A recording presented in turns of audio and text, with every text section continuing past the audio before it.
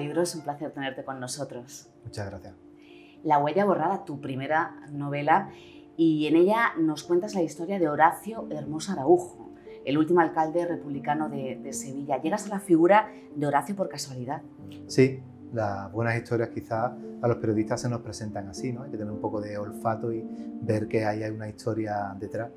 Un vídeo de YouTube que me recomienda la familia, donde su hijo, que tiene 90 años cuando yo le conozco, pues habla de muchos acontecimientos políticos, la Segunda Guerra Mundial, la Guerra Civil, y son los propios estudiantes en una conferencia que está dando en un instituto que le pregunta por qué sabe tanto de historia, y él dice que lo sabe porque es el hijo del último alcalde republicano de Sevilla. A partir de ahí se interesan los alumnos y también me intereso yo. Horacio, un hombre bueno, vecino del tiro de línea, al que le tocó remar en un tiempo convulso.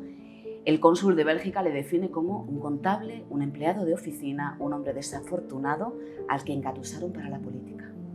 Sí, creo que el valor de esta novela es contar un periodo histórico que he documentado mucho y he trabajado, con una línea argumental que es esta propia familia, ¿no? Los Hermosos.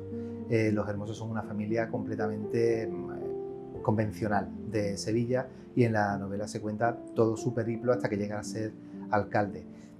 Lo que yo he investigado sobre él, todo el mundo coincide en que era una persona modesta, un empleado de una perfumería del Instituto Español, que es una fábrica que todavía sigue teniendo productos de cosmética, famosa en la época por sus colonias, y al que le toca vivir un acontecimiento histórico, un periodo complejo, convulso, con el comunismo por una parte, con el fascismo, que es la respuesta a ese movimiento político, con el nazismo, que también tiene su importancia, esa década de los años 30, contada y vivida desde esta ciudad, que es Sevilla, que es un ángulo muerto en la historia de la Guerra Civil Española. De hecho, hablas de una Sevilla poliédrica. Sí, porque realmente, salvo en Cataluña, no había tanta polifonía, ¿no? Tanta ideologías distintas. Anarquismo solo había en esta parte de Andalucía y en Cataluña, que estaba muy presente. Comunismo, aquí había grandes líderes como Pepe Díaz, como Barneto, que eran dirigentes incluso que tuvieron una representación nacional. El socialismo también está representado. El fascismo, bueno, pues Primo de Rivera era de Jerez y tenía una presencia aquí en Sevilla importante. Se da una compilación de tendencias ideológicas que hace que el panorama político aquí sea bastante poliédrico, ¿no? Bastante interesante. Hay republicanos de todas las condiciones, hay ideologías de todas las condiciones. Y en ese breve mandato lidió con las inundaciones del Guadalquivir, con un ayuntamiento asfixiado por las deudas que se arrastraban de la exposición iberoamericana, y uno de los capítulos más tensos que tú relatas fue llevar hacia adelante esa celebración de la Semana Santa, que para ello él mismo puso dinero, ¿no? Yo creo que es una de las grandes lagunas en la historiografía, ¿no? Lo que conocemos de la Sevilla republicana o de la Segunda República Española. La cuestión religiosa es muy importante en lo que pasa en la Segunda República. Creo que con la reforma agraria y con la reforma militar son los grandes cambios que quiere introducir la República, y Sevilla para esto coincide en que tiene una tradición religiosa muy importante por toda la historia de las hermandades, y coincide en que los primeros años republicanos hubo un boicot por parte del arzobispado y por parte de las élites conservadoras a la Semana Santa. La República intenta subsanar y que haya manifestaciones de carácter religioso en la calle. Durante el gobierno de las derechas, que es quien suple a los primeros años de reforma de Azaña, se empiezan a celebrar la Semana Santa, pero coincide que en febrero del 36 gobierna el Frente Popular, con los comunistas además. No había, de los sectores tradicionales, no habían otras personas a las que odiaran más que al comunismo. Entonces, ¿qué iba a pasar? ¿Qué pasaba con esa Semana Santa? ¿Se iba a celebrar en el 36 o no se celebró? Eso lo he tenido que investigar porque hay muy pocos libros que cuenten ese periodo, esa relación política y religiosa durante la República, y en concreto durante el 36. Ha habido que hacer una documentación importante, y como te comentaba, pues la historia familiar coincide en que probablemente esa organización, esa planificación y esa celebración de la Semana Santa del 36 es lo que finalmente lleva a que este alcalde se decida que se asesine, ¿no? que se acabe con su vida. Entonces es un elemento muy importante la religión aquí. Y en ese contexto histórico que estamos hablando, Queipo de Llano asalta el gobierno de la ciudad, empieza a fusilar a cientos de personas. Hermoso Araujo pudo haber huido, pero no calculó la magnitud de la sublevación, como apuntas, y siempre consideró que las conspiraciones y las intrigas políticas pertenecían a la capital del país. En general, todos los republicanos pensaron que no iba a ser un golpe militar de tanta barbarie. De hecho, incluso hay teorías que dicen que estaban deseando poner fin a todos esos rumores que había en el ambiente de que en cualquier momento podía haber un golpe militar, y estaban deseando que se produjera para empezar desde cero. Nunca en la historia de este país había habido un pronunciamiento militar con muertos, ni el de Martínez Campos, ni el de Prim, ni el de Sanjurjo, que se intentó aquí también en Sevilla en el año 32. Este tipo de republicanos, que eran burgueses sobre todo, le temían más a una revuelta del socialismo, del comunismo, que a un golpe militar cruento. Pero bueno, de hecho Horacio lo dice, ¿no? que tenía más a una dictadura de alpargata que una dictadura de bota de montar. Pero al final estos militares que vienen con esa reforma militar, que están molestos, que se unen a la iglesia, que tienen intereses comunes, que están viendo cómo pierden privilegios con la experiencia republicana, que vienen de una etapa donde hemos perdido muchas colonias en este país, que venimos de una guerra de África, donde también estos militares han aprendido técnicas que van a poner en práctica en esta represión.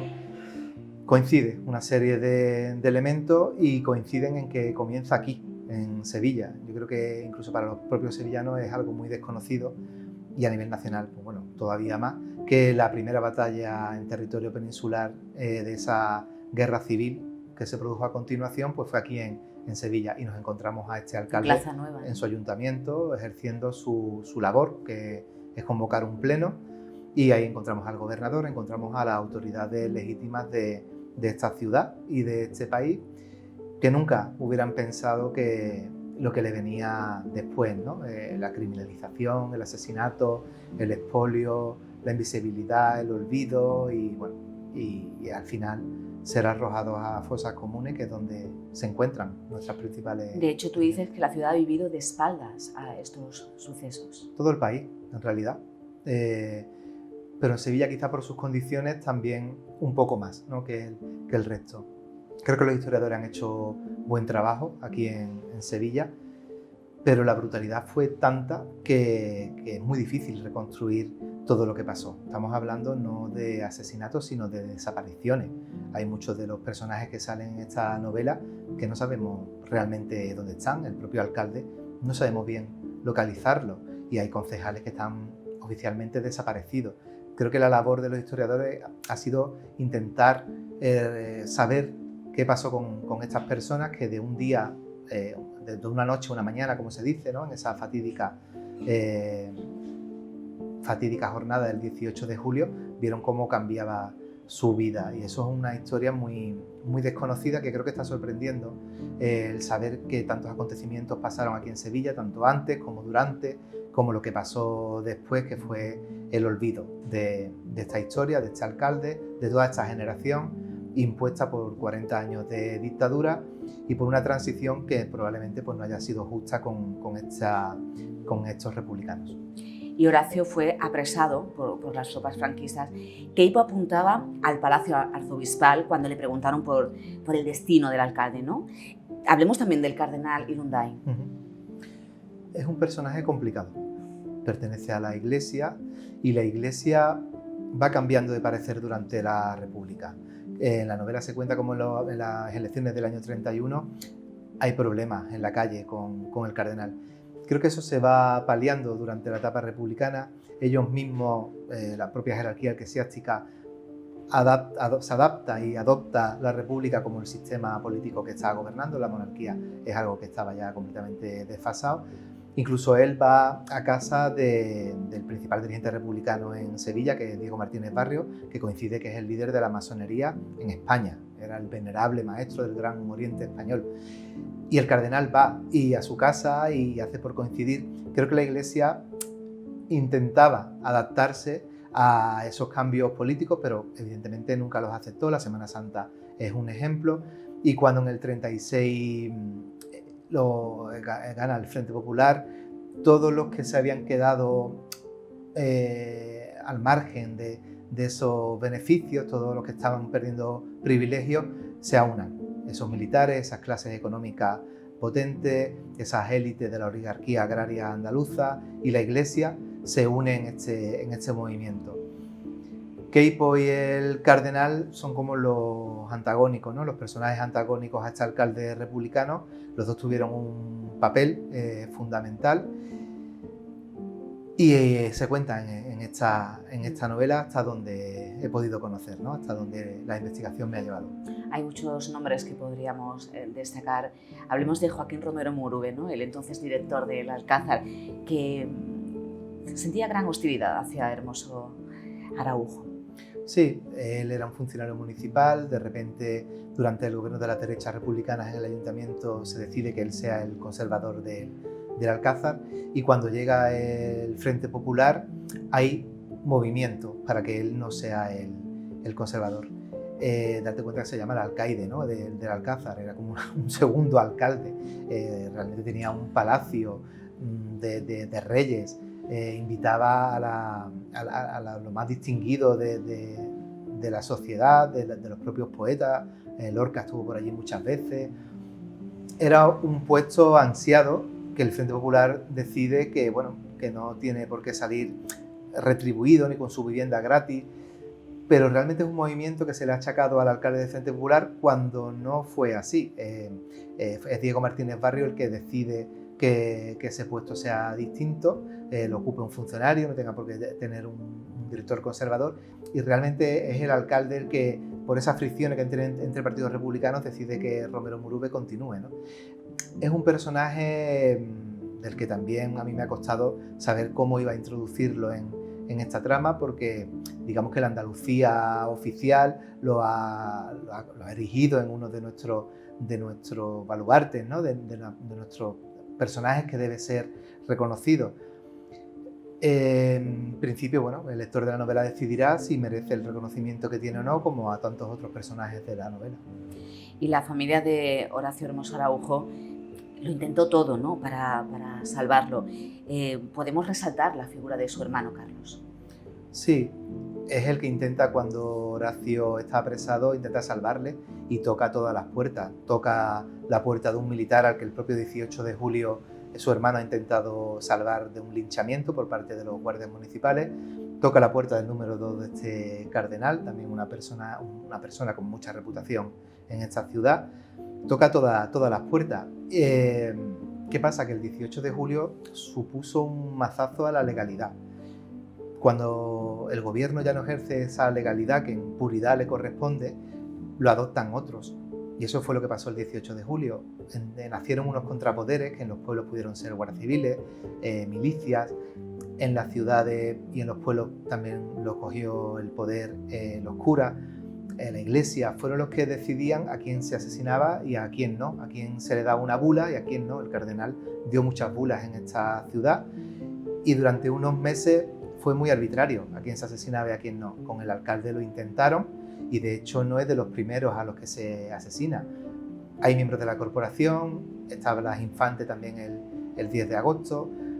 Hay distintos momentos en esa represión brutal de los primeros meses de la, no sé si se llama la guerra civil, pero después del golpe, de esa represión que aquí en Sevilla no hubo guerra porque no hubo bando, fue todo represión, y nos encontramos a mitad de septiembre que el alcalde sigue vivo y se interesan por él, y hay esa respuesta de Queipo de Llano al cónsul que comentabas, de que la vida del alcalde depende del palacio arzobispal. Esa es la gran trama de la novela, creo. Sabemos desde el principio que el alcalde está muerto, pero lo que no sabemos es por qué. ¿Qué es lo que se decide durante esos meses para que el alcalde tenga que matarse y cuáles son las consecuencias de eso, ¿no? Que como te comentaba, pues esa estigmatización, esa criminalización, el silencio y el olvido que durará durante generaciones hasta llegar a la actualidad.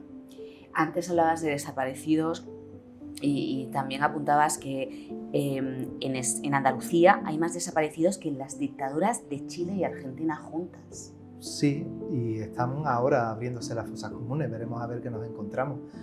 Pero sí, aquí hay en Andalucía más de 45.000 desaparecidos como consecuencia de la represión franquista, y entre Chile y Argentina no alcanzan esas cifras. Eso da una dimensión, es un dato de la brutalidad, de la represión que se practicó en los primeros días de ese verano de 1936, y lo que se cuenta en la novela es cómo era el paisaje antes de esa represión, cómo era la vida en Sevilla y en el resto de España en esa primavera del 36, que después el mito ha venido a decir que era una primavera trágica, pero aquí se celebra la Semana Santa y se celebra la feria también, donde encima se invita al presidente de la Generalitat de Cataluña, Luis Companys, para que asista. Hay un ambiente que parece que es de normalidad, pese a que en el subterráneo se está fraguando un golpe militar que va a cambiar todo. Cambia el paisaje de la ciudad y cambia sobre todo la vida de las personas. Sevilla y España es otra a partir de ese 18 de julio. Y Antonio, ¿quedan vestigios de lo sucedido en aquellos años actualmente? Muchísimos.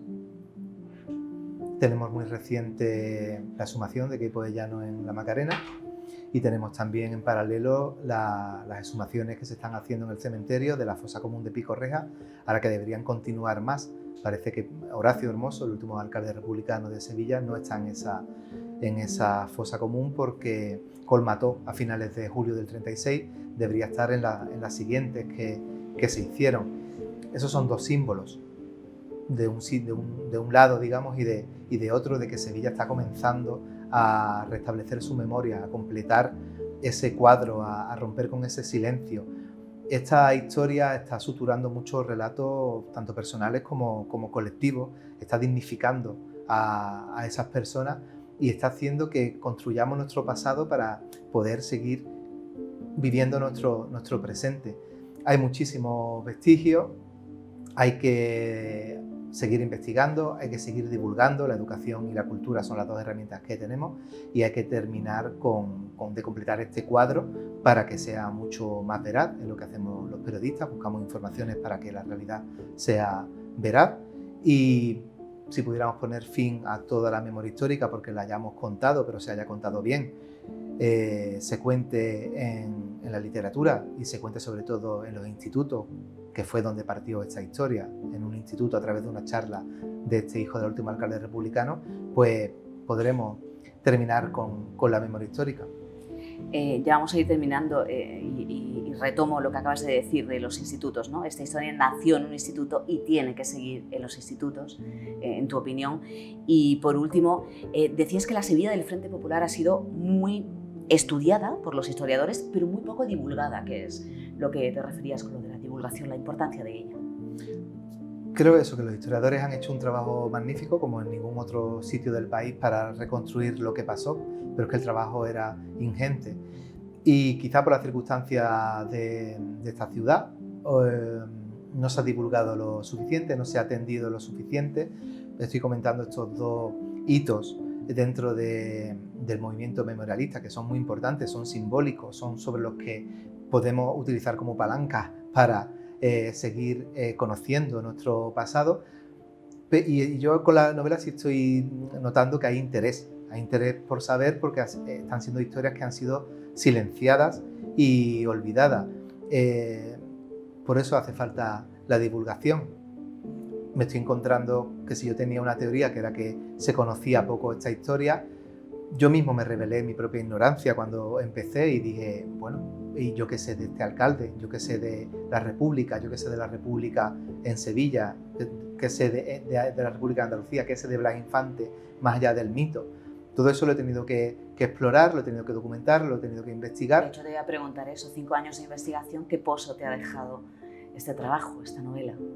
Mucho.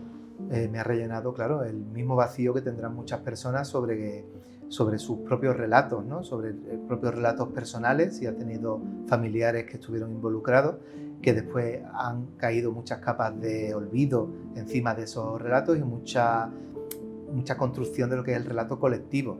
En los institutos no se da este tipo de conocimiento. De la historia de la guerra civil se dan las 4 fechas que hacen falta que son como de grandes movimientos estratégicos militares, pero no se llega a conocer ni cómo fue la etapa republicana, ni qué cambio supuso esa brutalidad del golpe militar y todo lo que pasó después. Creo que este país tiene una deuda pendiente con los republicanos. Ya va a ser imposible de saldar porque esta generación está falleciendo. De hecho, el hijo ha muerto, ¿no? Ya. El hijo falleció en diciembre del año pasado y bueno, es el ejemplo de cómo él ha tenido que ir conociendo a su padre por los relatos de los demás, muchas veces mitificado. Es el trabajo que yo he hecho porque la memoria no es historia, esa memoria hay que cotejarla, hay que investigarla, hay que documentarla para conocer bien qué es lo que pudo pasar. Y han sido muchos años de investigación que evidentemente me deja un pozo satisfactorio porque se ha podido hacer, esta persona ha podido conocer quién era su padre más allá del mito, y creo que esta ciudad también conoce a un alcalde que debería ser más reivindicado y puesto en el lugar que merece. Pues Antonio Fuentes, muchas gracias y gracias por compartir todo ese trabajo de investigación ya en una novela con todos nosotros. Muchas gracias por vuestro tiempo, por vuestro cariño y vuestra atención. Gracias.